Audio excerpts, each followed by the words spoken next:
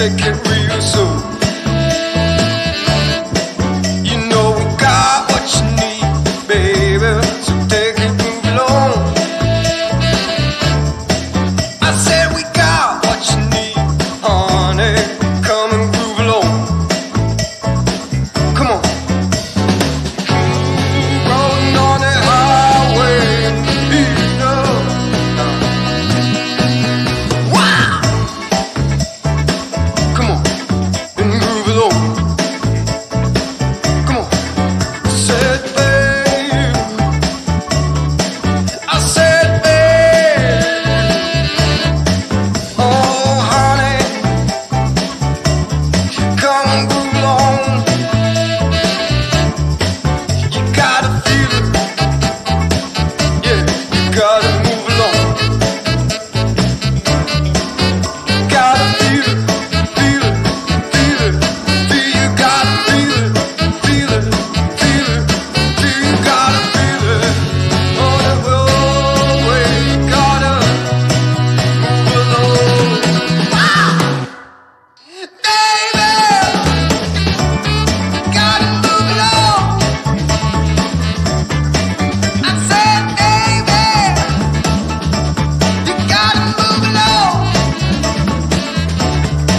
I said, honey, take it real slow. I said, honey, just take it real slow, slow. Baik, saya berdiri nggak apa-apa Bunda ya. Baik, bismillahirrahmanirrahim. Assalamualaikum warahmatullahi wabarakatuh. Alhamdulillah, alhamdulillahirabbil alamin wassalatu wassalamu ala asyrofil anbiya'i wal mursalin wa ala alihi wa sahbihi ajmain. Rabbi shrah li sadri wa yassir li amri wahlul 'uqdatam min lisani yafqahu qawli. Gimana kabarnya Bunda pada pagi hari ini? Luar biasa, Allahu Akbar. Kita jadi tiktokan. Ayo Bunda, biasanya kalau ritual ketemu sama saya itu saya selalu tanya biasanya gimana Bunda kabarnya pada pagi hari ini? Jawabannya alhamdulillah, luar biasa, Allahu Akbar. Yes, yes, yes. Tambah satu gerakan lagi. Siap ya? Gimana kabarnya Bunda pada pagi hari ini? Alhamdulillah, luar biasa, Allahu Akbar. Yes, yes, yes. Tuh, ada merdu ya sedikit. Kenapa seperti itu Bunda? Karena menurut penelitian ternyata emosi manusia itu sifatnya bertahan 12 jam ke depan Bun. Jadi kalau Bunda manyun pagi-pagi maka dipastikan bakal manyun sampai sore. Kumaha lamun kesian Bunda jam 12 suami Bunda bade ngasih uang 200 juta. Langsung seri. Tapi karena ketinggal namanya Bunda terjadi dipasirkan ke tetangga lebar teh Bun. Lebar teh. Lebar, maka dengan demikian Bunda pagi-pagi kita itu tidak boleh punya masalah sama anak, tidak boleh sama suami, apalagi sama tetangga tidak boleh. Karena biasanya ibu-ibu itu pagi-pagi suka berantem sama anak gara-gara susah bangun, susah makan, susah mandi. Benar kan? Makanya ritual pagi-pagi itu pasti kiamat. Anaknya susah bangun, susah mandi, susah makan, ditambah kalau suaminya dikasih sebelumnya. Ditambah lagi kalau yang tetangga anu Juli itu orang lewat oke salah. Nah, dan di sini Bunda saya punya terapi bagi Bunda yang suka marah-marah, ada? Ada. Apalagi kalau akhir bulan ya, cair gitu. Nah, terapinya gampang sekali, gratis. Bunda gak perlu datang ke psikologi, gak perlu datang ke rumah sakit, murah meriah ya. Bunda tinggal duduk cantik saja di rumah. Ternyata menurut penelitian Bunda ketika kita tepuk tangan itu bisa mengeluarkan emosi negatif sekitar 30%. Cuma tepuk tangannya bukan kayak gini tapi ketemu jari-jarinya semua. Nah, tapi kayak jalannya. Ditambah dengan tersenyum itu Bunda bisa mengeluarkan emosi negatif itu sekitar 20%. Jadi Bunda yang sering tepuk tangan sambil tersenyum itu bisa awet muda. Wah ya. Jadi lamun Bunda hoyong katinggal 17 tahun kokola dengan hilang ya. Jadi tuh kudu disablon pimpinannya Bunda. Apa sablon? Oh, blouse on. Nah itu segera di blouse on Bunda pimpinnya ya. Kenapa? Karena tadi ya Ketika kita tepuk tangan sambil tersenyum itu ternyata bisa membuat kita awet muda. Maka dengan demikian kita coba apakah jadi 17 tahun atau enggak ya. Siap? 1, 2, 3. Boleh tepuk tangan dulu yang meriah. Jadi kencang lagi. Ayo. Nah, itu kan lumayan agak cerah ya Bunda, tadi agak mendung-mendung. Soalnya tadi pas di jalan lupa kuno aya hujan angin segala nama inovasi ya di mananya. Oke. Sok apa yang keluar. Oke, sudah ya. Oke, maka dari demikian Bunda saya punya saran di sini kalau suaminya yang suka marah-marah, ada yang suka marah-marah suaminya di rumah. Tong ikutan marah ya, gampang Bunda. Caranya adalah ketika suami marah-marah itu coba tepuk tangan saja Bunda ya. Insya Allah dicabang karang di sini naon. Tong dipraktikkan Bunda ya di sini. Nah itu sedikit Bunda terkait dengan terapi emosi manusia, dan itu benar ya Bunda, ketika kita tepuk tangan sambil tersenyum itu bisa mengeluarkan sedikitnya 50% emosi negatif kita, dan itu bisa membuat kita awet muda. Dan cuman hari ini saya nggak akan bahas terkait dengan emosi manusia Bunda, karena hari ini insya Allah saya akan bahas terkait dengan inner child. Dan apa itu inner child nanti saya akan bahas. Cuma sebelum saya mulai ke materi, perkenalkan diri dulu Bunda. Nama saya Pak Kodar ya, dari Biro Psikologi Madinah Gempita. Kalau Bunda mau ingat nama saya itu gampang sekali Bunda, ingat aja Lailatul Qadar ya. Benar, karena saya itu alhamdulillah lahir pada tanggal 27 Ramadan, makanya namanya Qadar ya. Nah kemudian alhamdulillah Bunda saya leader di Psikologi Madinah Gempita untuk daerah Cimahi, Bandung dan Bandung Barat. Dan alhamdulillah juga saya sudah tersertifikasi hipnoterapi, ada yang mau saya hipnotis di sini. Halim. Sana sekarang ditipu Bunda ya, karena hipnoterapi itu ada hipnos smoking, jadi hipnoterapi untuk memberhentikan rokok, ada juga hipnos slimming, Bunda bisa langsing tanpa harus diet ya, Bunda bisa makan bakso 5 mangkok sehari tanpa harus olahraga, tanpa harus jumba ya. Bunda bisa legit gak gaji. Bagi yang mau silakan datang ke kantor Bunda, 500.000 sekali pertemuan ya. Aduh. Nah mungkin langsingnya bukan karena hipnos slimmingnya Bunda, tapi karena 500.000. Nah kemudian Bunda alhamdulillah juga saya sudah tersertifikasi body language, jadi saya bisa baca bahasa tubuh Bunda hari ini, jadi saya bisa lihat mana yang senyumnya membawa luka itu kelihatan, atau pura-pura tersenyum tapi hutangnya rawi. Nah set nggak bakal aib ya. Tapi insya Allah hari ini saya nggak akan buka aib. Bagi yang mau dibuka aibnya di belakang aja Bunda, ya bahaya dengan di sini ya. Tapi hari ini insya Allah saya nggak akan buka aib, karena hari ini saya akan bahas terkait dengan inner child. Apa itu inner child Bunda? Inner child itu banyak Bunda, kan ada inner beauty, ada inner handsome, ada inner child dan yang lainnya. Kalau inner beauty itu cantik dari dalam bukan dari luar ya Bunda. Jadi kalau Bunda pengen terlihat cantik itu kudu buukna di bereman, halisna di hidangan, pipina di blowonan ya. Hari bulan gitu. Nah kenapa seperti itu Bunda? Karena menurut teori kuantum, tahu teori kuantum? Kompor gas. Nah menurut teori kuantum bahwa emosi manusia itu Bunda adalah sebuah gelombang yang dimana gelombang itu dia akan membentuk tubuh kembali di pinggir kita. Makanya kenapa kalau misalkan kita duduk sama orang anu sok ngomong berbatur, suasananya itu panas atau dingin Bunda? Sehingga kahuruan. Tapi kalau kita duduk sama orang yang suka ngaji, rajin sholat dan yang lainnya suka membantu orang, itu rasanya itu adem.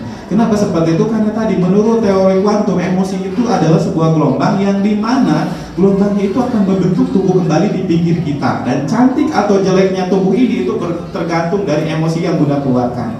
Jadi lamun Bunda sok ngomongkan batur, ngahutang taramayar, julid kabatur dan yang lainnya, maka di sininya Bunda itu wajahnya itu matanya bolotot, bibirnya berdarah, punggungnya bolong guys, bolong. Ya, kenapa seperti itu? Karena jin itu dia sebuah gelombang yang dia itu kenapa penampakan itu selalu menyeramkan? Karena jin itu dia sebuah gelombang yang hanya bisa mendungangi gelombang yang sama dengan dirinya. Makanya dia tidak bisa menunggangi orang-orang yang soleh, dia hanya bisa menunggangi orang-orang yang tadi sok ngomongkeun batur. Cuma anu sok ngomongkeun batur. Berarti nyari lagi sih ayat.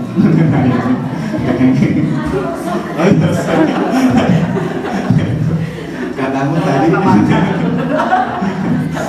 Mending ngakunya daripada. Nah itu ya bunda ya. Tapi kalau bundanya baik hati, suka menolong orang, gampang tersenyum, gampang akrab sama orang lain, kemudian sok nganyukeun bae tara mayar oge. Aya gitu. Sok ngaka dia Freddy. Tadi periwoki. Nah maka di sininya itu bunda akan terlihat cantik, bundanya akan terlihat sangat luar biasa gitu ya auranya. Maka dari demikian tadi cantik itu dari dalam bukan dari luar. Dan kemudian yang selanjutnya bunda ada inner handsome. Kalau inner handsome itu wajah Korea Timur Tengah ya. Aduh ini berat. Dan kemudian ada inner chin. Kalau inner chin itu bunda biasa dikenal di psikologi itu dengan istilah luka batin. Ayo luka batin gitu ya. Nah, luka batin itu bunda biasanya banyak orang hari ini dia ketika kecil dia tidak sadar mengalami luka batin, akhirnya terbawa menjadi dewasa dan orang tua, sehingga mungkin bunda banyak melihat anak yang ketika TK dan SD rajinnya luar biasa, rajin ke masjid, rajin sholat, disuruh gampang, kunaon hari SMP dia mabok, ngarokok, narkoba, bolos sekolah, jamur. Apa itu jamur? Canda di bawah umur. Nah, banyak yang seperti itu bunda ya. Dan kenapa itu terjadi? Kalau kita melihat hari ini banyak kenapa anak-anak SMP, SMA hari ini banyak yang ngerokok, bolos sekolah, narkoba, mabok dan yang lainnya. Itu penyebab pertamanya itu adalah karena mereka mengalami luka batin ketika kecil dan itu tidak tersembuhkan. Ya. Dan apa penyebab luka batin? Yang paling pertama penyebab luka batin itu adalah anak itu biasanya menjadi korban kekerasan. Cung desi anu sok nyubit mukul sakali hauk dua gaplok tilu cabok. Saya insya Allah ya. Nah banyak hari ini tuh bunda anak-anak itu yang lebih taatnya itu karena takut, bukan taat karena cinta. Sehingga mereka itu anak-anak hari itu lebih banyak anak-anak yang lebih mencintai handphone bapak dan mamanya dibanding mama dan bapaknya itu sendiri. Betul gak bunda? Tulis ke status ya. Ini gaya ya. Banyak hari ini tuh anak-anak yang taat karena takut, bukan taat karena cinta. Sehingga lebih banyak hari ini anak-anak yang lebih mencintai handphone bapak dan mamanya dibanding mama dan bapaknya itu sendiri. Makanya wajar kemarin bunda di Tasik itu ada seorang nenek-nenek dan kakek-kakek, dia meninggal tanpa pengetahuan siapapun, padahal punya 8 anak, anaknya baleungha, rumahnya gede, mobilnya banyak. Tapi tidak ada satu anak pun yang tahu bahwa orang tuanya sakit-sakitan, orang tuanya kelaparan, orang tuanya kesepian.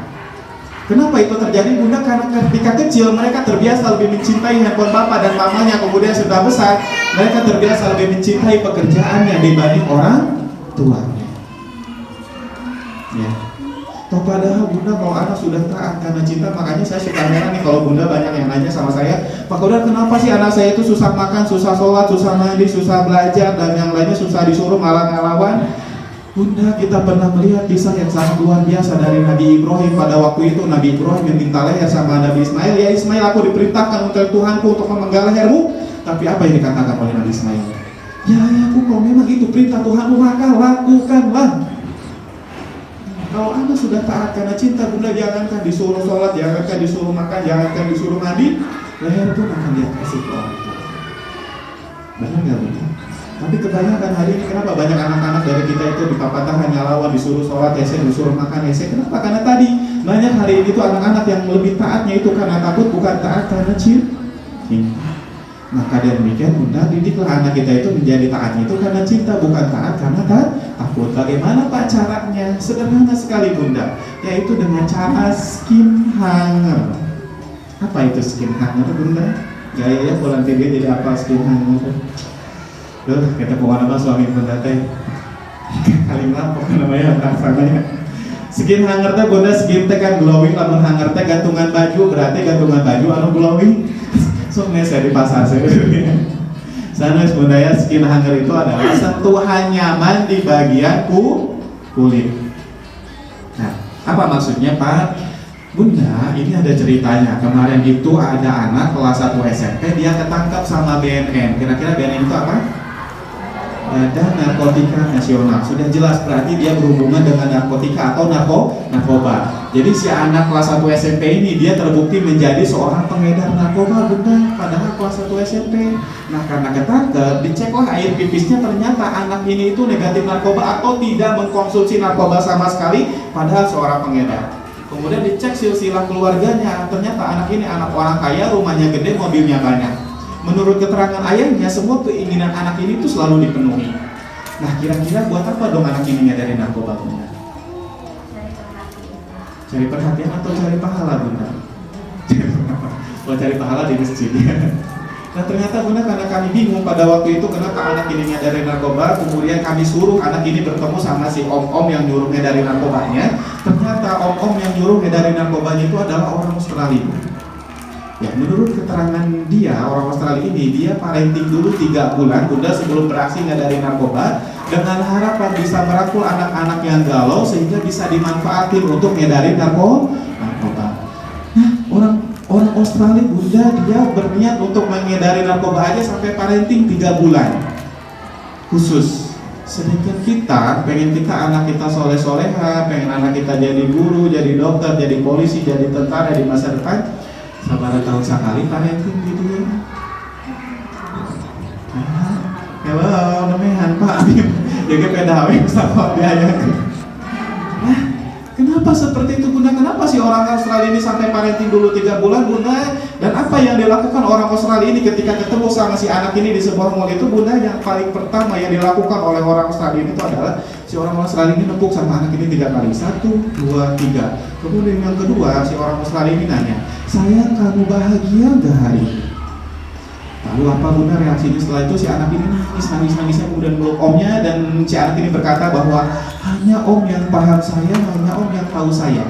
Padahal si orang Australia ini cuma nanya, sayang, kamu bahagia kan? Tidak minta untuk nangis, tidak minta untuk dipeluk, tidak minta untuk mengungkapkan perasaan. Tapi kenapa si anak ini melakukan itu semua, dan apa yang kita lakukan dan apa yang kita tanyakan ke anak kita ketika pulang sekolah, Bunda?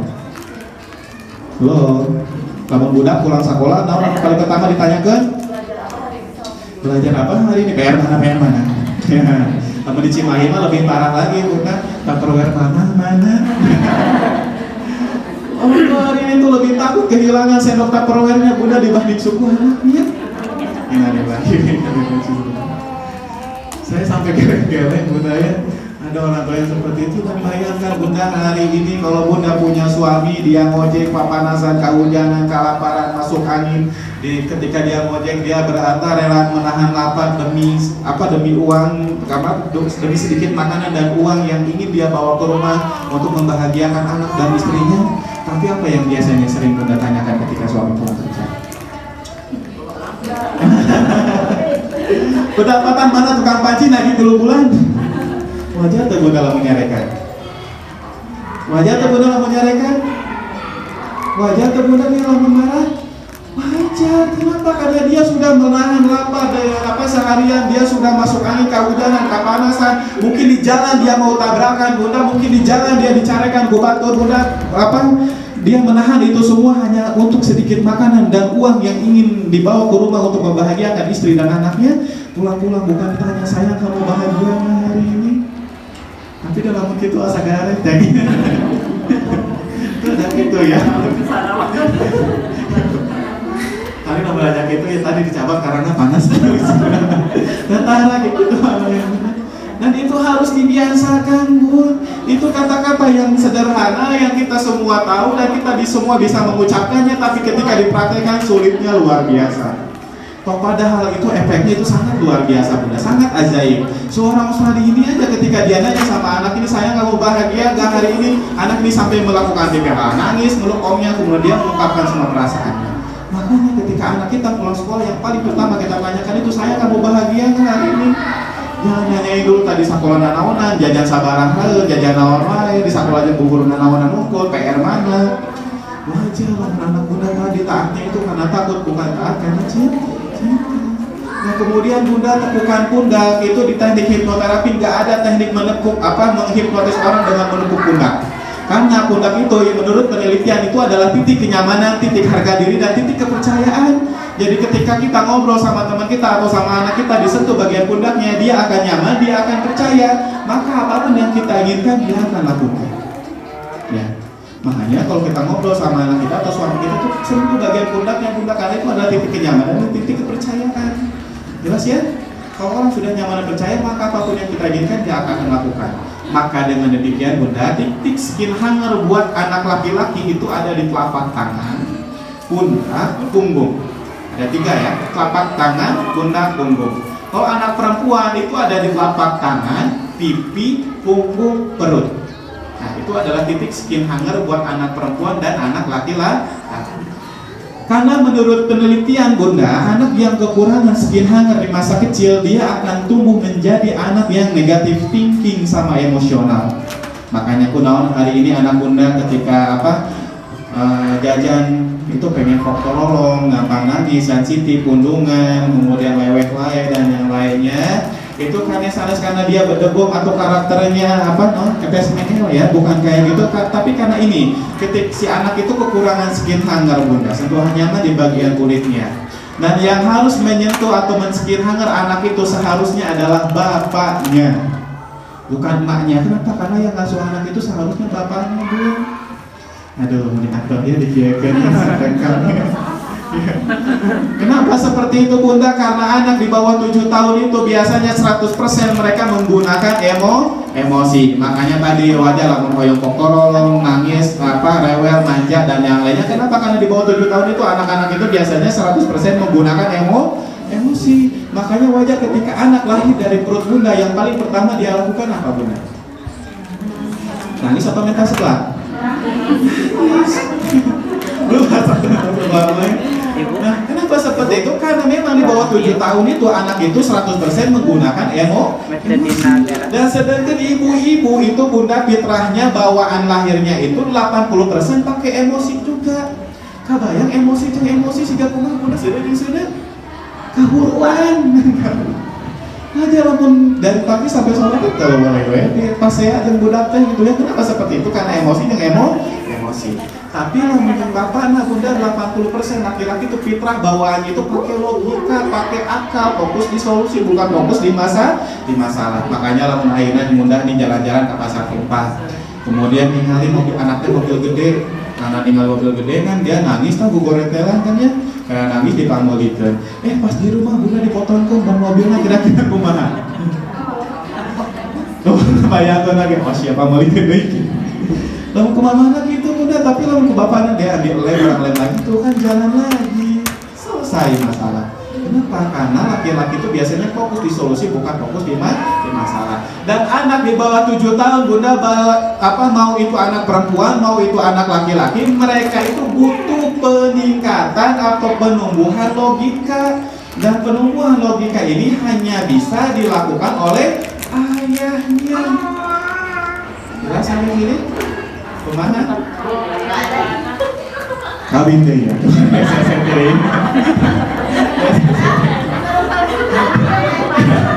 Bapak ada kumaha suami aku mah Bang Toib neangan deui hiji deui keur ngasuh hiji deui keur ngasuh. Nya saya deui. Nanti bagian deui hiji keur dikentukan deui. Nah itu ya. Aduh mulai ya. Nah itu budaya. Kenapa seperti itu? Karena tadi anak itu di bawah 7 tahun itu mereka butuh penumbuhan akal, logika. Makanya lamun budak di sini pengen anaknya kerewel, gampang nangis, gede amat, ya itu harus banyak disikanin hanger oleh bapaknya. Yang kedua, penyebab anak emosional dan hiperaktif atau tedek cicing lulumpatan wae jalannya tiba baranting atau sok neng kasen wae babaturan. Tapi yang kasih berarti. Nah kenapa yang seperti itu bunda? Itu bukan karena berdegong, itu penyebabnya cuma 2 hal bunda. Karena dia sering mengkonsumsi gula sama tepung. Ya, jadi penyebab anak hiperaktif itu dia biasanya terlalu banyak mengkonsumsi gula sama tepung, susu, coklat, permen, es krim, daging, nugget, sosis, mie, roti. Udah bunda, kalau bunda anaknya pengen tenang, nggak nangis wae, gak rewel, bunda gampang. Warna ketenangan itu adalah warna hijau. Makanya kalau anak bunda nangis kasihan kangkung. Insya Allah lulus tuduh bunda. Lulus ya. Makanya kenapa bunda orang Sunda itu ya, orang Sunda menolak lulus lihat ya ramah sarapan balager ya. Kenapa seperti itu? Karena orang Sunda mah lamun doma bagi, orang Sunda bagi. So tinggal di rumah makan, saya lihat lalapnya sudah aneh-aneh ya. Ini tuh ada sopi daharan burung, tapi ayam. Nah maka dari demikian bunda, tolong diberhentikan dari gula sama tepungnya, karena gula sama tepung itu sangat berpengaruh sekali terhadap emosional sama hiperaktif anak bunda. Karena ternyata bunda, kalau misalkan bunda sering melihat dulu ada nenek-nenek ketika anak itu sudah 2 tahun porot nenek itu atau porot susu itu, dia biasanya suka dilanjut ke teh manis. Nah itu sangat tidak boleh bunda, karena teh manis itu salah satu penyebab anak ADHD atau hiperaktif mengarah ke autis. Ya, atau lagi lah dikasih kopi itu kayaknya. Ayo kasih kopi bunda, kopi. Kosong. Bahkan kemarin bunda ada anak yang dia itu sering mengkonsumsi dia itu sudah mulai gangguan perilaku, bahkan dia itu ada kebiasaan sampai pipis itu pengen di wastafel di tempat cuci piring, nggak mau di WC. Ya, itu gara-gara ternyata setelah saya interview orang tuanya, anaknya konsumsi susu hampir 5 gelas sehari. Lamun jadi tangian sorangan. Makanya hal seperti itu bunda diberhentikan, karena ternyata makanan itu, karena Rasulullah pernah mengatakan adalah kamu itu adalah apa yang kamu makan. Jadi makanan itu berpengaruh sekali terhadap perilaku dan karakter kita. Makanya kalau kita terlalu banyak mengkonsumsi daging-dagingan bunda, sehingga nggak ada daging nggak lah. Ya dong. Lama-lama ada hal cukup tutup bruk. Jadi lo boleh makan selak. Makan selak. Ya, bisilada gitu. Nah lanjut ya. Itu terkait dengan emosi dan bentakan ya. Makanya memang balik lagi bunda ya, daripada kita capek nyarikan budak bari anak gitu-gitu deui bunda ya, dicarikan anak di sunatnya gitu-gitu deui berubah bunda meningkatnya ayeuna ngasuh anak itu adalah dengan cara jadikanlah anak itu anak yang taat karena cinta, bukan taat karena takut. Kemudian yang kedua, penyebab anak luka batin itu adalah korban perceraian. Sudah jelas ya, kalau orang kita bunda sama suami bercerai, yang jadi korban adalah anak. Tidak perlu saya bahas lebih lebar lagi karena sudah jelas itu ya. Kemudian yang ketiga, anak itu banyak yang mengalami luka batin itu gara-gara biasanya si anak ini menjadi korban bullying. Ya. Ini ya siap minus. Yes. Sedang di fase itu. Nah bunda, hari ini itu ternyata bullying yang paling pedas yang sering dialami oleh anak itu bukan dari temannya, bukan dari sekolah, bukan dari lingkungan, tapi dari orang tua. Kenapa? Karena orang tua hari ini banyak yang tidak sadar membanding-bandingkan anak satu dengan anak yang lainnya, si pancung, si pesek, si gendut, si langsing, si genghek, si bodas, si lurus, si keriting, dan yang lainnya. Padahal ketika bunda membandingkan anak kayak anu heureuy, padahal itu sedang menanamkan kebencian di dalam hati anak. Makanya wajar hari ini ada perang saudara antara adik kakak, ada anak melaporkan orang tua. Banyak lagi bunda kejadian-kejadian yang sangat miris hari ini bunda. Kenapa itu terjadi? Karena anak secara tidak sadar sering dibanding-banding. Walaupun kayak nuhuri bunda membandingkan si gendut, si langsing, si putih, si hitam, kemudian si lurus, si keriting, dan yang lainnya. Padahal secara tidak sadar kita sedang menanamkan kebencian di dalam hati anak. Paham sampai sini? Lalu apa-apa yang harus kita lakukan ketika anak kita mengalami bullying dari teman-temannya? Bunda, saya itu dari kelas 3 SD sampai SMA itu korban bullying luar biasa bunda. Karena ketika kelas 3 SD gigi saya patah paling depan dan saya paling malas kalau ketemu sama Idul Adha. Kenapa? Karena selalu dibully sama teman-teman saya, ayo orang korbankan si Polda dan menguakan. Dan puncaknya bunda, pada waktu itu ketika saya SMP diangkat kaki dan tangan saya dari kelas 1 sampai kelas 3 dikulilingkan bunda dan dijatuhin di lantai, berdarahlah kepala saya bagian belakang bunda 15 jahitan. Ini pitaknya juga masih ada sampai sekarang. Dan di sana saya curhat sama mama saya udah nggak mau sekolah lagi, capek lihat kepala saya sampai berdarah Pak. Dan waktu itu mama saya hanya bisa nangis dan dia berkata bahwa kamu dihina aku bahkan ada Marlboro cukup aku menghagai cepat udah cuma mama kamu tuh paling ganteng salam dunia. Dan pada waktu itu bunda saya hanya bisa nangis-nangisnya meluk mama dan mama ngusapin kepala saya. Dan itulah yang membuat saya hari ini kalau mama masih hidup dia minta umroh saya akan lakukan walaupun saya nggak punya uang.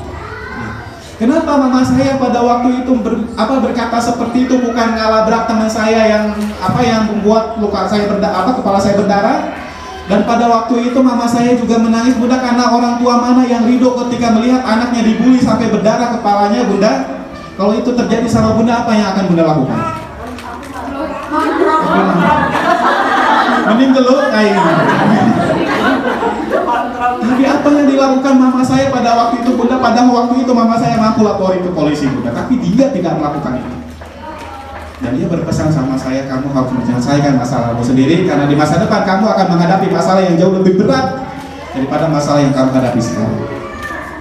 Ya. Sampai kapan bunda bisa melindungi anak bunda? Sampai kapan bunda bisa menjaga anak dari temennya, dari orang lain, dari masalah ini, masalah itu, masalah ini? Bisa jadi bunda ketawa-ketawa hari ini di pintu, di sana bunda meninggal, ada yang tahu nggak? Nggak ada. Ya. Maka warisan pertama yang harus kita kuatkan terhadap anak kita itu bukan kebun anu lega bunda, bukan rumah yang gede, tapi ini mental yang kuat. Kenapa? Karena di masa kecil dia menghadapi masalah yang seperti itu, di masa depan dia akan menghadapi masalah yang jauh lebih berat daripada itu. Dan itu yang diajarkan oleh mama saya. Makanya kenapa hari ini saya korban bullying dari kelas 3 SD sampai kelas 3 SMA, tapi hari ini alhamdulillah bisa seperti ini. Ya. Walaupun saya belum sesukses orang lain, tapi saya bersyukur bahwa hari ini saya bisa seperti ini. Maka karena itu semua tidak terlepas dari didikan orang tua saya. Kalau bayangkan kalau waktu itu mama saya marah, kemudian memberhentikan saya sekolah pada waktu itu karena emosional ya, karena dia juga orang tua mana yang tidak sakit hati ketika orang anaknya digituin, mungkin hari saya nggak akan jadi apa-apa kan. Ya, dan saya akan berhenti pada waktu itu. Ya, dan itulah yang membuat saya kuat walaupun dibully sampai kelas 3 SMA, saya masih melanjutkan sekolah. Saya nggak pernah bolos sekolah, saya nggak pernah merokok sampai hari ini. Ya, saya nggak ada satu tetes minuman keras pun masuk ke dalam tubuh saya. Saya sangat bersyukur karena itu. Ya. Nah, pada demikian bunda, kemarin saya juga pernah ada klien yang mau konsultasi sama saya di Balenda. Dia anaknya kelas 1 SD, biasa masalah kelas 1 SD itu biasanya baru masuk sekolah pada bang, bu. Kalau dulu tak nangis gitu ya. Kemudian anak yang satunya mama yang satunya tidak terima, dicarekan tak. Kemudian yang dicarekan ternyata bapaknya di Barreskrim, laporin polisi, ternyata yang ini panjang sampai ke mahkamah. Padahal awalnya cuma para bupati. Maka demikian bunda, yang harus kita lakukan adalah bukan yang capeknya bunda, namun anak kita dibully nyarekan hiji-hiji batur gitu ya. Mau sampai beres sampai kapan? Kalau kita berjalan di atas kerikil ya, atau di atas duri yang banyak, daripada kita nyingkiri durinya satu-satu, daripada capek, kenapa enggak kaki kita kasih sepatu bunda supaya nggak luka, betul nggak? Ya. Daripada kita ngehalau satu-satu orang yang membuli anak kita, mendingan kita kasih kekuatan, kasih mental yang bagus di dalam diri anak kita, sehingga apapun masalah yang dihadapi dia bisa melewati dengan baik. Ya, sampai sini.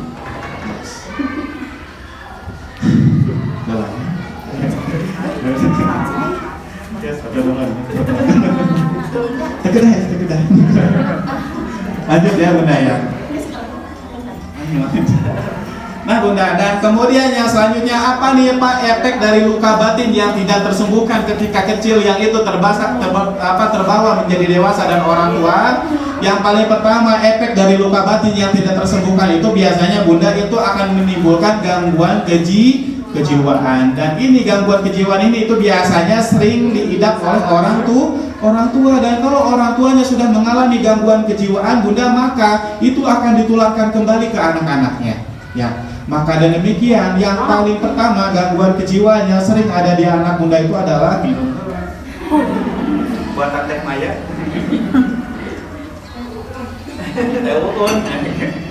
Nomor WhatsApp-nya nggak ada ya. Lanjut ya bunda.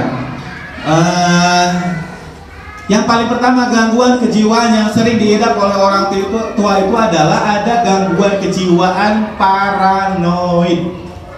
Nah, entah paranoid teh anu ngajenol dina kuno geuning bunda. Tumor aja katanya. Nah, paranoid itu bunda biasa dikenal di Indonesia itu dengan gangguan parnoan.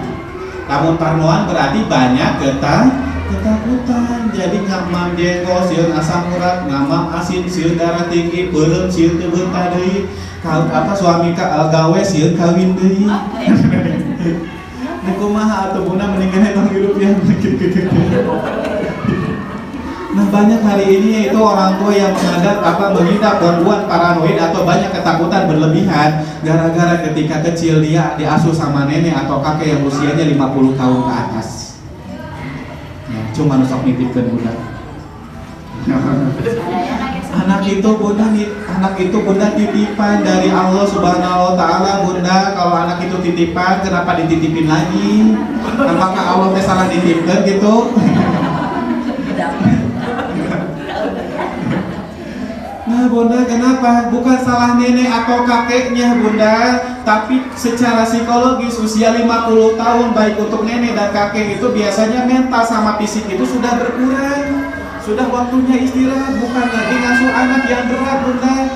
Akhirnya makanya kenapa nenek itu kalau ngasuh anak itu biasanya ya tadi gak boleh ini, gak boleh itu, harus ini, harus itu. Akhirnya ketika dewasa dia tumbuh menjadi anak yang parano. Yang masih penting kalau misalkan fisik sama mentalnya sudah masih bagus ya, karena ternyata menurut penelitian di atas 50 tahun itu fisik sama mental kita itu sudah mulai ngedrop ya, sudah mulai tidak bagus kalau mengasuh anak gitu ya. Maka dari demikian sebisa mungkin bunda ya diasuh sama kita sendiri ya, tapi kalau nggak bisa ya minimal diatur waktunya bagaimana supaya anak itu tidak terjadi gangguan. Jelas ya? Kemudian yang selanjutnya bunda, yang kedua ada gangguan kejiwaan yang dinamakan dengan skizoid. Apa itu skizoid bunda? Skizoid itu biasanya cek orang Sunda mah Tarsan. Ya, no, Tarsan, tahu Tarsan? Jadi dia lebih memilih hidup sendiri di hutan sama harimau sama ular, di hari digigit mati bunda ya. Jadi orang yang skizoid itu dia biasanya memutuskan untuk tidak berhubungan dengan orang lain. Dan ciri-ciri orang yang mengidap gangguan skizoid itu biasanya cek orang Sundama wajahnya teuyangan. Tahu tiis gunanya lempeng. Jadi diajak gitu wajahnya, diajak sedih gitu, diajak dicarekan anger gitu. Jadi kita nggak bisa melihat ekspresi wajahnya itu sedih, bahagia, nangis, kecewa dan yang lainnya. Kenapa seperti itu? Biasanya orang-orang skizoid itu muncul gara-gara ketika kecil dia mendapatkan korban kekerasan dari orang tuanya. Cek orang sudah mah jadi tegar kalongen ya. Jadi ketika anak itu tegar kalongen ketika kecil, maka ketika dewasa dia akan mengidap gangguan skizoid. Jadi dia kesulitan mengungkapkan emosi atau perasaan. Kemudian yang ketiga bunda, ada gangguan kejiwaan skizotipal. Nah, kalau skizotipal di sini bunda sering banyak yang nanya sama saya, Pak Kodar, kenapa anak saya indigo bisa melihat makhluk halus, kemudian bisa melihat sesuatu, kemudian punya teman khayalan. Terlepas dari benar atau tidak, dia punya indera keenam, tapi menurut psikologi itu gangguan kejiwaan yang dinamakan dengan skizotipal. Jadi skizotipal itu penderita dia menganggap dirinya punya indera keenam atau percaya sama makhluk-makhluk yang kayak gitu. Ya, makanya di sini kalau bunda anu bisa ngalengit, anu bisa ngirim katel ke perut orang, mendingan buka JNN nya bundanya. Ngirim paket mending oke daripada ngirim katel ya. Nah, kemudian yang keempat, biasanya ini gangguan kejiwaan yang suka ada di bapak-bapak, yaitu adalah antisosial. Kalau antisosial itu bukan orang yang tidak mau berhubungan dengan orang lain, tapi antisosial itu cenderung bengis bunda, sekali hauk dua gaplok, tilu cabok opat bacok. Sadis ya. Kenapa seperti itu bunda? Karena hari ini kenapa ada orang yang rela ngebacokin bedog ya, golok ke punggung orang, ada orang yang rela tega nusukin pisau ke perut orang gitu ya, padahal secara normal saya mah boro-boro nusukin pisau, bunda megang pisaunya aja saya udah nggak kebayang ya, ini sampai ditusukin ke perut orang. Kenapa ada yang sampai seperti itu bunda? Karena ini dia mengidap gangguan antisosial. Jadi antisosial di sini itu si penderita cenderung bengis karena hilangnya hati nurani. Jadi sudah tidak peduli orang lain mau sakit, orang lain mau meninggal, orang lain mau sedih dan yang lainnya sudah tidak peduli. Ya, jadi ciri-ciri orang antisosial biasanya sok tara aya di hajatan. Dan hajatan. Karena itu dia tidak peduli orang lain sakit, orang lain sedih, orang lain bahagia dan yang lainnya. Dan orang seperti ini tuh cenderung bengis dan itu kelihatan dari raut wajah.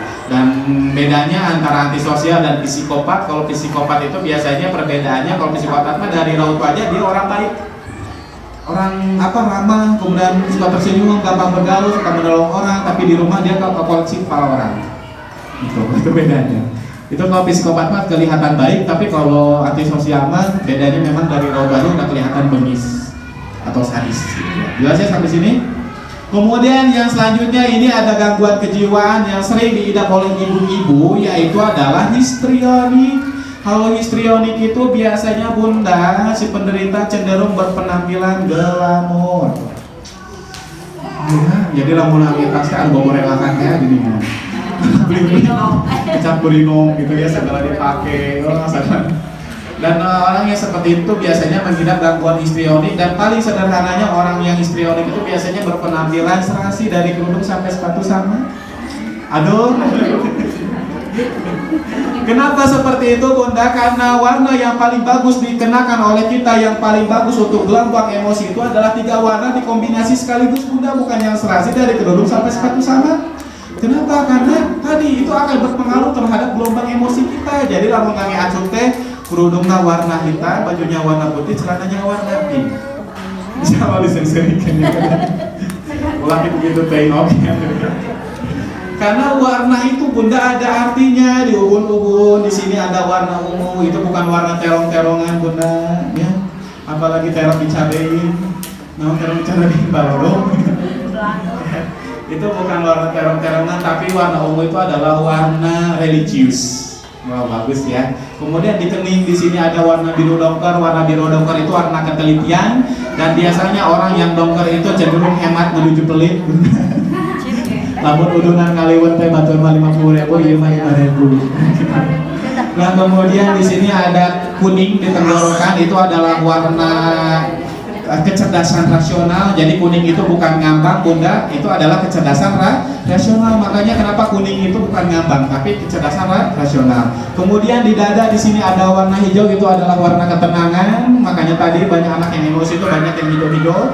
Kemudian di perut di sini itu ada warna orange, itu adalah warna tanggung jawab. Dan di pinggang di sini itu ada warna merah, itu adalah warna semangat dan seksual. Makanya dengan demikian Bunda, suami Bunda lamun mung kawin deui tong dibere wae baju warna beureum. Bisi puber deui kadua ya.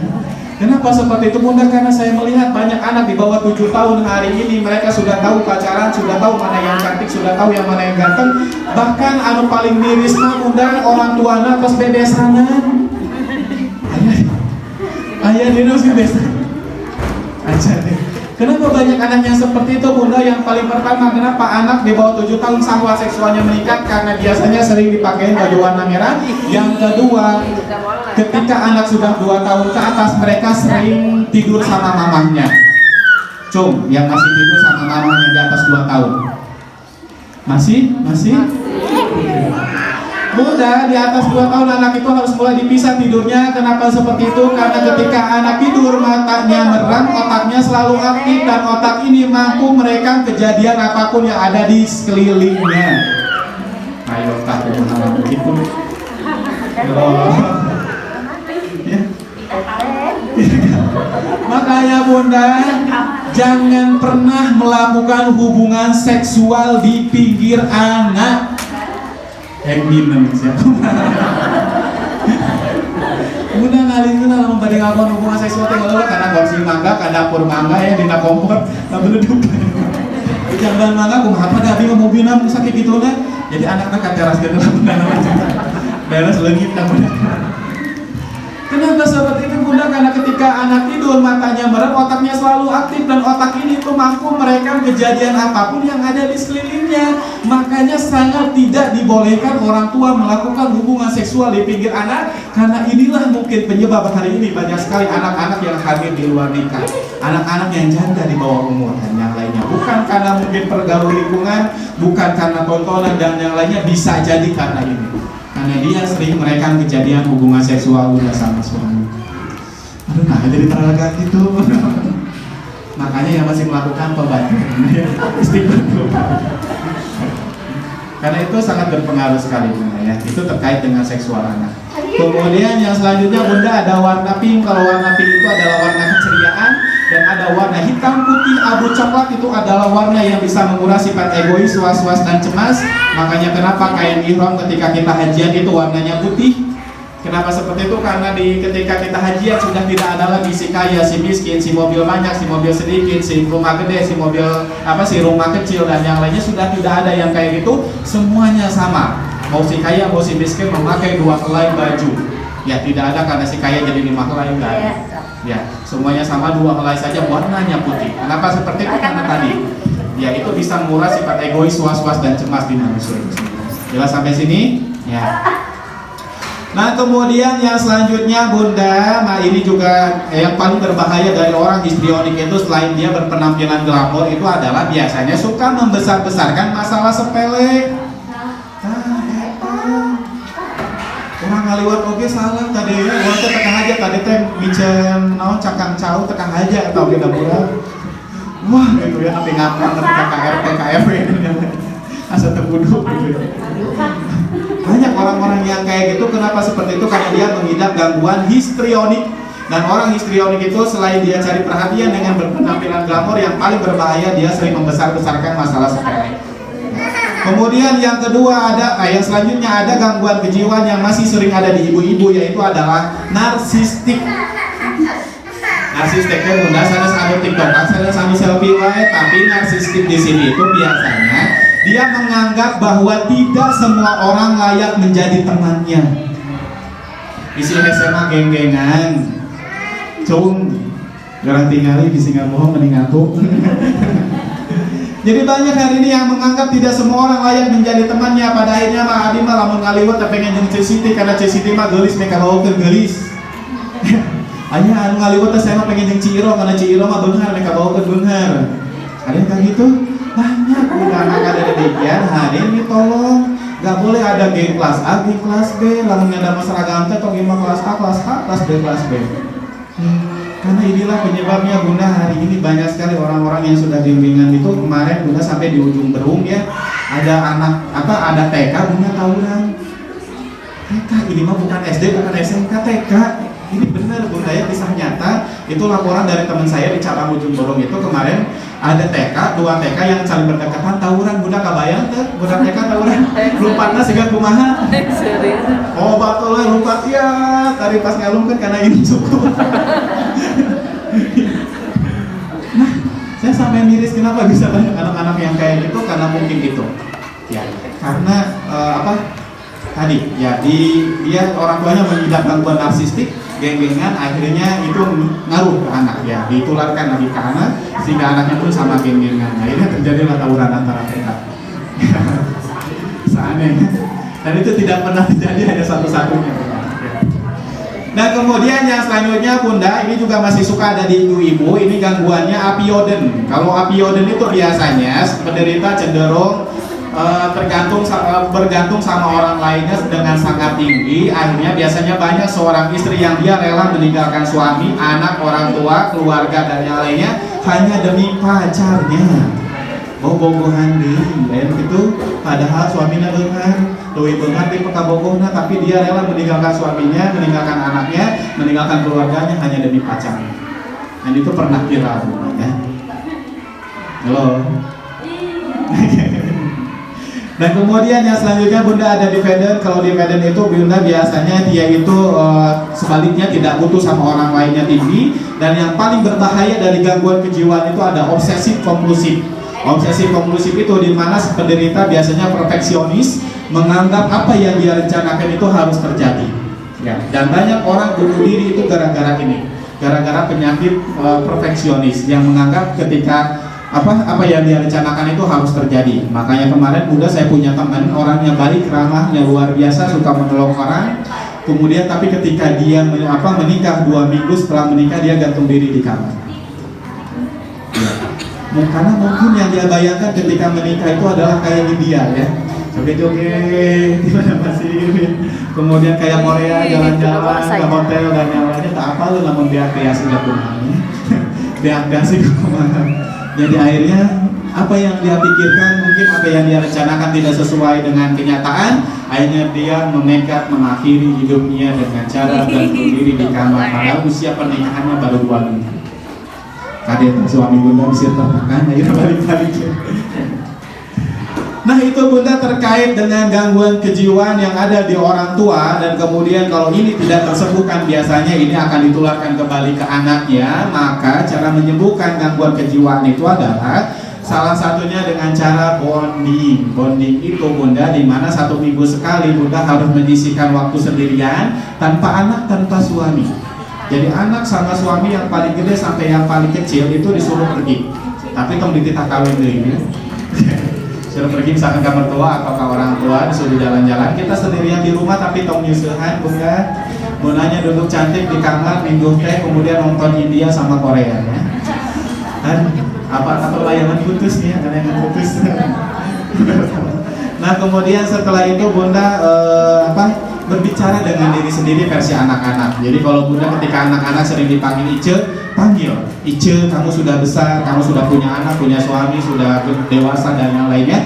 Maafkanlah orang-orang yang sudah menyakitimu di masa lalu dan hiduplah dengan berbahagia. Kenapa seperti itu? Karena hari ini banyak sekali orang tua yang dimana dia itu pengen sukses, pengen kaya, gara-gara pernah direndahkan oleh orang lain. Ada nggak yang kayak gitu di sini? Banyak. Ya. Padahal hal itu sangat tidak dibolehkan bunda. Kenapa? Karena bunda ketika saya yakin kalaupun bunda sukses, gara-gara pernah direndahkan oleh orang lain, bunda tidak akan pernah bahagia.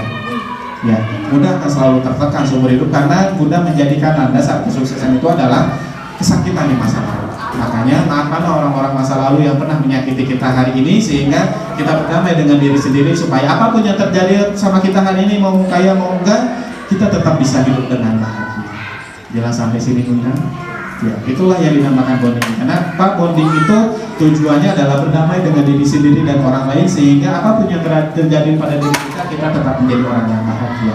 Kalau kita sudah bahagia, maka insya Allah kita akan menjadi orang tua yang sangat luar biasa, menumbuhkan anak yang hebat di masa depan, sehingga di masa depan mereka menjadi anak-anak yang sukses dan bisa membantu kehidupan orang tua, baik secara ekonomi, harkat derajat, martabat dan yang lainnya. Insya Allah. Amin. Cukup sampai sini bunda. Ada yang ditanyakan? Satu-satunya orang yang tidak punya masalah di dunia ini hanya orang gila. Jadi silakan yang punya masalah boleh ditanyakan ya. Kalau orang gila mah di luar gak pakai baju gubal gadang, bunda masalah nggak? Kamu bunda di sini gak pakai baju ada yang gak masalah? Masalah lah, betul masalah dicoba ya. Sok silakan. Ada yang ditanyakan? Halo.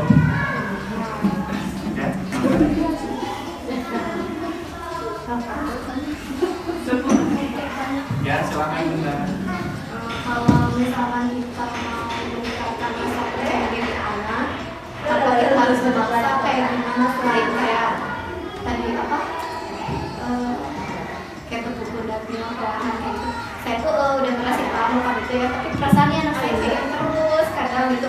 Kadang dia tuh kalau mau melakukan sesuatu tuh kayak nggak percaya diri, apa kayak ketakutan berlebih gitu. Kadang kayak takut nggak bisa. Kadang misal kalau kita ajarin sesuatu gitu, misalkan baca ini apa, dia masih kayak takut ngucapin salah, padahal sebenarnya dia bisa gitu, tapi dia hati-hati banget mengeluarkan suara gitu kadang kayak takut salah. Jadi biar bisa meningkatkan kepercayaan diri pada anak itu gimana ya? Jawabannya simpel.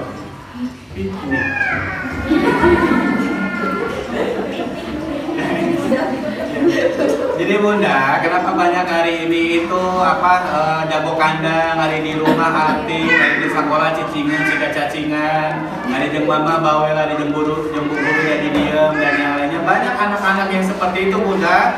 Kenapa bisa terjadi hal-hal yang kayak gitu? Karena tadi biasanya anak ini itu kurang beradaptasi sama orang dan tempat baru. Sehingga ketika dia menghadapi temannya, menghadapi orang lain, menghadapi guru itu dia bingung. Bukan dia nggak bisa, dia bingung dia mau apa, harus apa, karena nggak pernah diajarin. Ya begitupun ketika tempat baru, ada di sekolah nggak lancar, ada di sekolah jadi nggak bisa. Padahal dia itu tahu di rumah itu dia lancar. Kenapa bisa seperti itu? Karena tadi kita nggak pernah ajarin bahwa kalau di sekolah itu harus seperti ini, kalau di masjid itu harus seperti ini, kalau di lapang itu harus seperti ini. Ya, karena tadi kurang makanya bunda, salah satu terapi bagi anak yang tadi kurang percaya diri itu adalah dibawa ke tempat baru sama orang baru. Biarkan dia kenal, oh ternyata orang tua ada yang galak, ada yang baik, ada yang lucu, ada yang sopan, ada yang kasar dan yang lainnya. Biarkan mereka mengenal itu semua bunda. Kemudian biarkan mereka mengenal, oh di lapang itu harus lari, di rumah itu harus main, di sekolah harus belajar, di masjid itu harus diam. Karena tata krama itu tidak bisa kita ajarkan di rumah bunda, karena di mana tanah dipijak, di sana langit dijunjung bunda, betul nggak? Di lapang kita nggak boleh nyuruh anak diam, tapi di lapang kita harus nyuruh anak lari. Di masjid kita tidak bisa nyuruh anak lari, tapi harus nyuruh anak diam. Di sekolah kita tidak bisa nyuruh anak main, tapi yang harus mereka lakukan adalah belajar. Di rumah kita tidak bisa nyuruh anak belajar karena yang mereka lakukan harus itu yang penting ketika maksudnya pikniknya itu bunda ya, supaya mereka tuh tahu oh iya kalau saya di sekolahnya kayak gini, kalau ketemu gurunya kayak gini, kalau saya misalkan sama Leandra harus kayak gini, sama Dewi harus kayak gini. Karena Dewi mah sopan, ini mah bawel. Jadi dia akan menyesuaikan itu semua. Tapi kalau anak dikurung aja di mama kumaha, dia nggak akan tahu, nggak akan bisa. Ya. Jadi bingung akhirnya ketika udah bingung ya sudah akhirnya dia nggak mau mundur menyerah. Nah saya makanya tadi bunga mau dikurung aja udah lain puputan ya. Main sih main sama temennya, masalah tadi dibully, temennya kasar, asal ulah kuculi gue bukan. Kadang itu misalnya takut kayak terbawa lingkungan sama perilaku anak yang tidak baik gitu. Kadang kita berpikir gitu. Karena kan si anak kayak bunyi sama main jadinya belum bisa memilah mana yang baik, mana yang benar, jadi semua diserap gitu takutnya. Betul, nah itulah mungkin yang hari ini menjadi masalah bahwa jadi anak yang kurang percaya diri itu gara-gara ketakutan orang tua terkait dengan hal-hal yang seperti itu. Padahal bunda anak itu kan bagaimana mau tahu bahasa yang kasar sama yang tidak kasar itu seperti apa, mau yang tahu mana yang jelek sama tidak jelek itu seperti apa ya dari temannya. Ya, nanti kan kita kalau misalkan sudah tahu oh ya kancing itu tidak boleh, misalkan mohon maaf ya anjing itu tidak boleh. Ya mereka mau tahu dari mana ketika mereka sudah mendengar dari temannya dipraktekkan di rumah, kita tinggal kasih tahu bahwa itu tidak boleh dan itu dilakukan oleh mama dan papa dan anggota keluarga, tidak ada pernah yang melakukan itu. Kayak saya itu bunda ketika SMP itu sumpah demi Allah bunda saya bermain sama teman-teman yang mabuk narkoba dan yang lainnya sudah biasa makanan sehari-hari ketika saya bersama dengan main sama teman itu di sini botol arak semua. Tapi tadi sumpah demi Allah tidak ada satu tetes pun yang masuk ke dalam mulut saya. Kenapa? Karena saya melihat di rumah tidak ada yang melakukan itu satu orang pun. Walaupun teman saya tadi rokok, kemudian mabok-mabokan, bahkan sampai hari ini saya tidak merokok bunda. Padahal ketika kecil teman-teman saya kayak gitu. Karena saya melihat role model saya di rumah tidak ada yang kayak gitu, bahkan tidak merokok orang tua saya. Sehingga saya akhirnya tidak seperti itu. Lain ilmu hari budak SMP ngarokok, mama bapak nih amuk-amuk kan luar biasa hari bapaknya. Sekarang nggak pelenyun. Mana atuh ya bunda? Yang jelas sampai sana. Karena role model yang paling berpengaruh terhadap karakter anak itu ya orang tuanya. Jadi nggak masalah kalau di luar teman-temannya kayak gimana pun, yang penting kita sebagai orang tua jangan pernah melakukan itu. Supaya tahu oh iya kata ini teh kasar tidak boleh, oh ini teh jorang nggak boleh, oh ini teh sopan harus seperti ini. Ya sampai sini bunda, makanya kuncinya untuk kepercayaan diri itu piknik.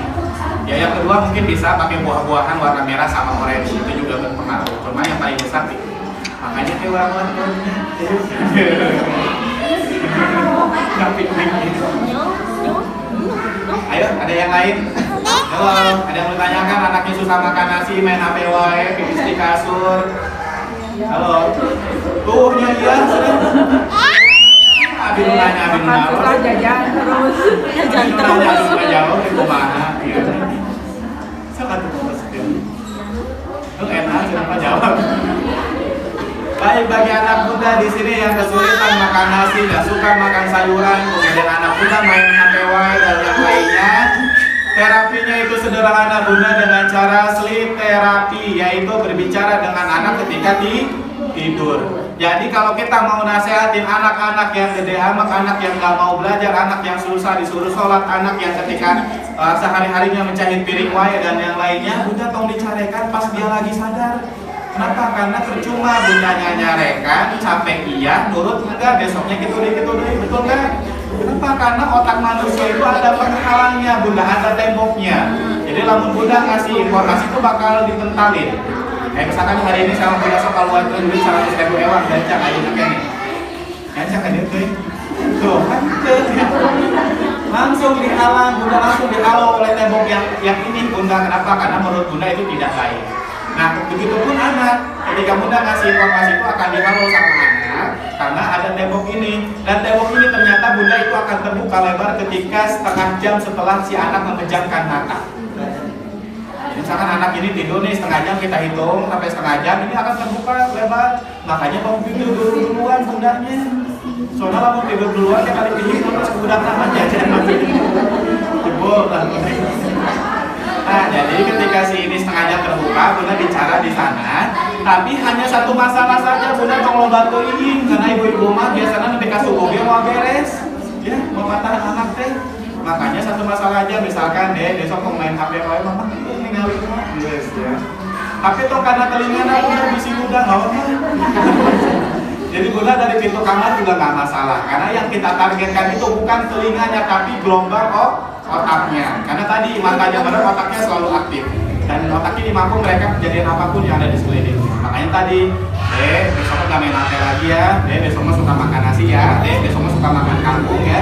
Itu lakukan bunda selama 30 malam, tidak boleh berhenti. Kalau bunda sudah 10 malam, 11 ke 11 malamnya berhenti karena ketiduran, itu wajib balik lagi ke awal.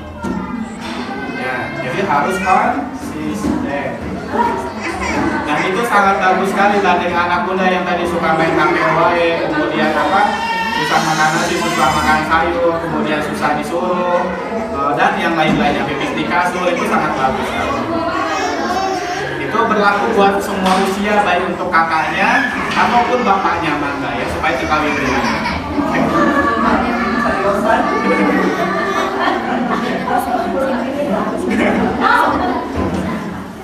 Oke, ada yang lain silakan.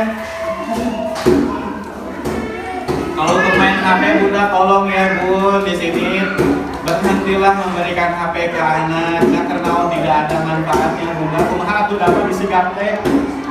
Bunda kita aja dulu pas kecil nggak ada handphone, bunda jadi gaptek tak ini. Buktinya COD di ke rumah. Tapi kali urut tas salah tiba yang naon dia ya. Pakai datang dari. Namun biarkan alamatnya anak kita ketika kecil gak main HP akhirnya jadi gaptek buktinya ya, makanya udahlah gitu ya, masalah HP, laptop, mungkin itu mah babaring kayak Ogi diajar ya. Terus kemudian bunda ternyata dua tertinggi yang sering dicari oleh orang Indonesia dari HP itu adalah ternyata pornografi. Itu menurut Google Trends, dua tertinggi yang sering dicari oleh orang Indonesia itu adalah pornografi bunda, bukan belajar. Jadi nggak ada kalau misalnya anak bunda minta HP untuk belajar tugas-tugas sekolah dan yang lainnya. Buktinya kenapa porno yang menjadi trending bukan fisika, kimia, bahasa Inggris dan yang lainnya. Berarti HP bunda, suami bunda atau anak bunda itu lebih banyak dipakai nonton video porno dibanding untuk belajar. Maka dari demikian berhentikan lah bunda main HP sama TV buat apa? Ya nggak ada manfaatnya. Biarkanlah mereka bermain semestinya, berbahagia di usia anak-anak gitu. Nggak harus kita rebut masa kecil anak kita dengan handphone sama TV. Jelas ya? Jangan ya udah gede aja, udah gawe karena SMP SMA pun sama. Iya, karena itu tuh yang masalahnya SMP SMA justru yang paling banyak karena dia yang paling banyak SMP SMA atau SD yang hari ini minta handphone ke bapak dan mamanya dengan dalih, dengan alasan untuk belajar. Tapi kenapa ya trending bukan kimia, bukan fisika, bukan bahasa Indonesia, bukan bahasa Inggris, malah pornografi? Dan yang ngasih handphone ke anak siapa? Makanya dan bikin bunda kita yang lebih tahu mana yang baik, mana yang buruk buat anak. Jadi kayak anak ngamuk dan yang lainnya daripada anak cilaka di masa yang akan. Jelas ya? Karena itu berbahaya, mendingan udah waktu yang ngeri tidak ada bagus-bagusnya. Kalau masalah nanti dia gaptek dan yang lainnya, saya juga ketika kecil gak main HP. Akhirnya alhamdulillah bisa bikin YouTube, bisa ngedit video dan yang lainnya. Padahal ketika kecil saya nggak ada HP kan. Ngangul sapi, bunda ya disuruh video sapi ketika kecil. Sama, ada saya juga 3 Garut bunda ya. Ketika kecil kan ngarit dan yang lain-lain juga jadi makanan untuk keseharian. Halo, silakan sampai sini. Ada yang lagi? Cukup? Ya, itu saja mungkin dari saya. Terima kasih banyak. Mohon maaf kalau ada kata-kata yang salah, tidak benar atau menyakiti hati bunda hari ini atau tidak sesuai dengan tata krama sopan santun di sini. Itu murni kesalahan saya bunda. Dan kalau ada yang benarnya itu dari Allah Subhanahu Wa Taala. Terima kasih banyak. Wabillahi taufiq wal hidayah. Assalamualaikum warahmatullahi wabarakatuh. Boleh minta tepuk tangan.